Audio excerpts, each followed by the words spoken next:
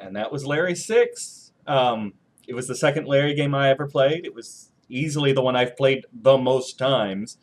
It's also the first one in this entire LP series I really never needed to even glance at a walkthrough, and it went by super fast. That explains why I had to do some backtracking. Okay, there at the end I had to do a little backtracking, but by and large, and I don't know that it came across as well in this LP, but it really is one of the more open adventure games, because that's the biggest issue an adventure game has, is it has no replayability.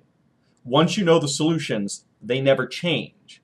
So the only hope an adventure game really has is by making it engaging. But in Larry 6, and again in 7, there's at least an element of choice to it. There's a couple of elements that have to go one after the other. You can't do Chablis until you've done Burgundy. But for the most part, it's, hey, I'm going to try and solve the puzzles that get me to this girl. Oh, I've hit a dead end. How about I go solve these puzzles for a little while, and then a thought will occur to you, and you can go back to that. You're not locked into a linear path. And I really like that. You don't see that very often in adventure games. Normally, you're very quest-oriented. You're very straightforward. Do this, do this, do this. So it's kind of nice to just be like, here's this environment. Go play. What did you think, Princess? Oh, God. I liked it better than the other ones. All of the other ones? All of the other ones. See, we're doing good. The series does get stronger as it gets on, and you won't find anybody who disagrees that the last game, the next one we'll be playing, is the best one. They get, with the exception of like 5, they get better as the series goes on. Each one has been progressively better on a lot of different levels. 5 had some issues, but that was a translation from the typing interface to the GUI interface, so that'll happen.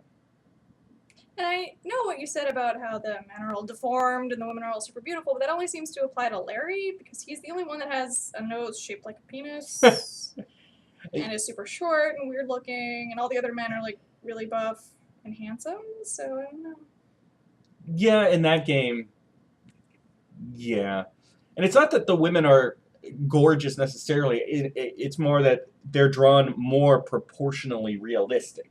Well, not counting bosoms, but just in terms of like their general height, the length of their legs compared to the length of their torso and all of that.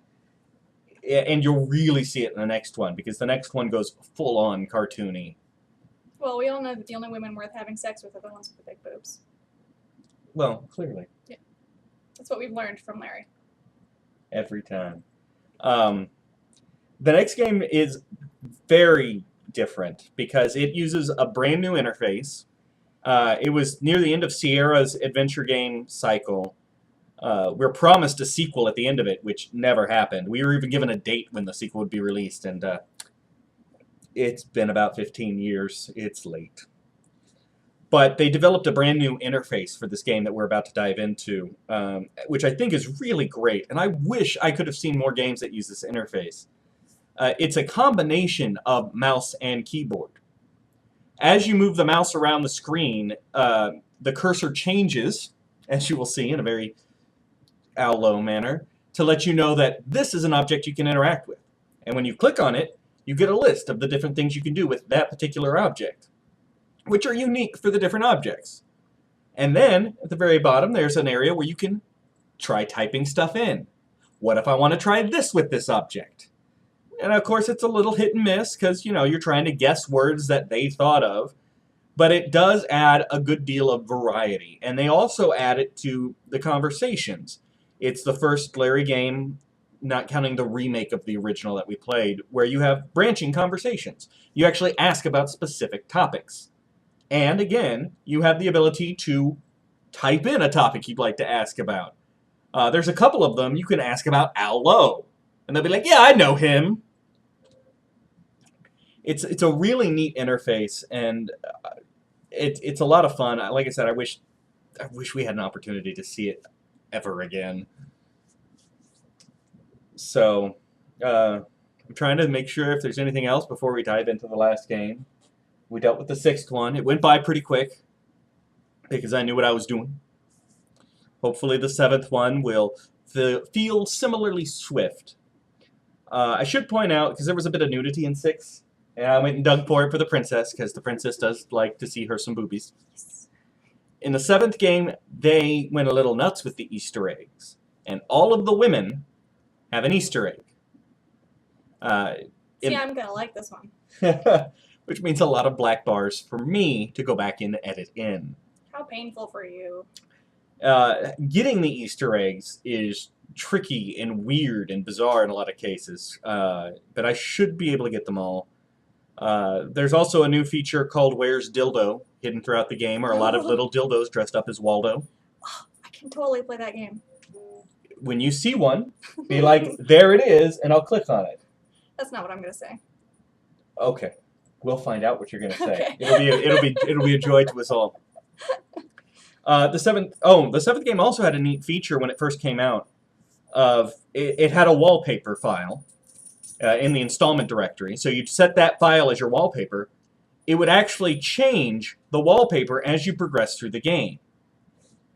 So, like, when you got through with one girl, that girl became your wallpaper without you having to make any changes on your computer at all. It was kind of a neat little thing. It, like, cycled through. I don't know that I was ever proud enough of my love of Larry to make sure that everybody who walked by my computer knew what I was playing and how far along I was, but it was a neat idea. They also gave you the ability to put yourself in the game, which we're not going to do, but they put in an image file that you could replace with your face, and then your face would show up in a couple places in the game, and they gave you a couple of lines of dialogue that you could record. You just put the WAV file in the right folder with the right name, and your voice would show up in the game reading the dialogue. And I'll point out those moments when they come up. I'm going to stick with the default voice and face that's in there, just because it's an older game, and I'm not sure how well it'll be able to interface with new technology. Lastly, it came with Scratch and Sniff. You're going to see that pop up from time to time on the screen. There'll be a scratching and a sniffing sound, and a number's going to pop up in the corner. That's Scratch and Sniff. I have no idea where my Scratch and Sniff cards went. It's been a long time. I have no idea what they smelled like, and in most of the cases, I don't think I ever wanted to know. Because when you think Leisure Suit Larry, the last thing you think is, I want to smell that. So the point is, this last game that we're going to play, they really put a lot of effort into trying a lot of new stuff. And that's why I think it's a shame that it's the last game, because you could really tell they were like, let's see what we can do. How can we enhance this experience? The idea of adding yourself in was really neat. Going nuts with the Easter eggs was kind of fun, because then when the game came out, Sierra on their website started dropping hints how to get Easter eggs. I remember one of them in specific, and I'll mention it when we get to that point in the game, but they start hinting at people to try and help them find the Easter eggs for the individual women. I am not going to get the perfect ending. We will talk about that when it comes up. There's a scene that you will not see. Again, it would just take far too long. First of all, you have to listen to the Bill Clinton robot do jokes for like an hour and a half if you want to get the perfect ending, among everything else. So, I think I've stalled long enough, and I think Princess wants to get through Leisure Suit Larry so that we can get on to Phantasmagoria. What's the perfect ending? Oh, YouTube. okay. Actually, I don't know if it'll be on YouTube, because technically it's sex. We're not gonna get the perfect ending and it's sex? It is 2 seconds of Larry having sex with the end girl. Oh. Well, Full on, actual... wait, really? Yes. For about 2 seconds. It cuts to it, and then it cuts back away to what else it's doing. I'm sure you can find it somewhere online if you're desperate to see it.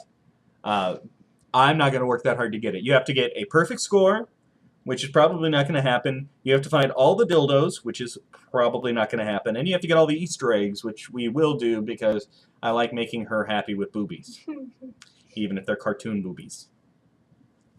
So, this has gone on way too long. So, let's dive into the last game. And then I did say, after the last game, I will do one more brief video with snippets from the 2 Leisure Suit Larry games that aren't. I'm not doing a full run-through of either one, but I will show you why they're not Larry games briefly. So that's it. We'll see you on the PMS Bouncy.